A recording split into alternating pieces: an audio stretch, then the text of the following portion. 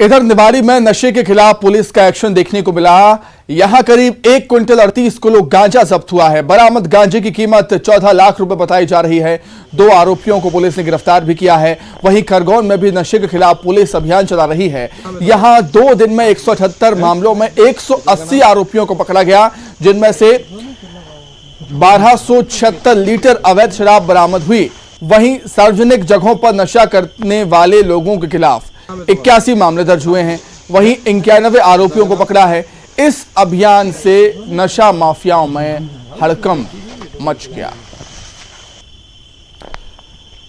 खरगोन की बात करें तो खरगोन में भी नशे के खिलाफ पुलिस अभियान चला रही है और यहां 2 दिन में 178 मामलों में 180 आरोपियों को पकड़ा गया है।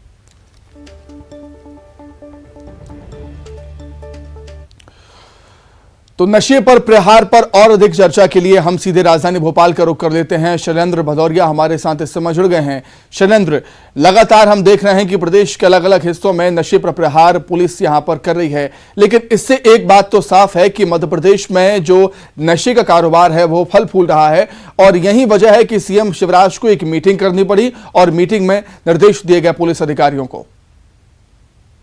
बिल्कुल सुमित, आपने ठीक कहा कि शनिवार की सुबह मध्य प्रदेश के मुख्यमंत्री शिवराज सिंह चौहान ने एक बैठक आयोजित की थी और बैठक के माध्यम से सभी जो पुलिस अधिकारी हैं उनके साथ बैठक की थी और उसमें साफ निर्देश दिए थे कि जिन इलाकों में भी नशे का काला कारोबार फल फूल रहा है उसको निस्तर नाबूद करने का काम किया जाए, क्योंकि ये कहीं ना कहीं युवा पीढ़ी को बर्बाद कर रहा है और जब युवा पीढ़ी नशे की लत लग रही है तो कहीं ना कहीं वो अपराध की तरफ भी जा रहा है और यही कारण है कि उनकी एक सख्ती के बाद लगातार प्रदेश के राजधानी से लेकर जो छोटे छोटे कस्बे हैं, चाहे बड़े इलाकों की बात करूं, भोपाल, इंदौर, जबलपुर की बात हो या फिर छोटे छोटे जो जिले हैं, वहां पर अब पुलिस ने सख्ती दिखाना शुरू कर दी है। ये बताता है कि किस तरीके से मध्य प्रदेश के छोटे छोटे इलाकों में ये नशे का जो जाल है वो पूरी तरीके से फैल चुका था। अब उसको निस्तो नाबूद करने का काम पुलिस लगातार कर रही है। जिस तरीके से जो आंकड़े जो जारी हुए हैं मध्य प्रदेश सरकार की तरफ से, वो ये बताते हैं कि किस लेवल पर मध्य प्रदेश में नशे का कारोबार पनपने लगा था। ये बात सही है कि जिस तरीके से मुख्यमंत्री को जानकारी मिली उसके बाद उन्होंने सख्ती दिखाते हुए निर्देश दिए और उसके बाद अब ताबड़तोड़ कार्रवाइयां देखने को मिल रही हैं।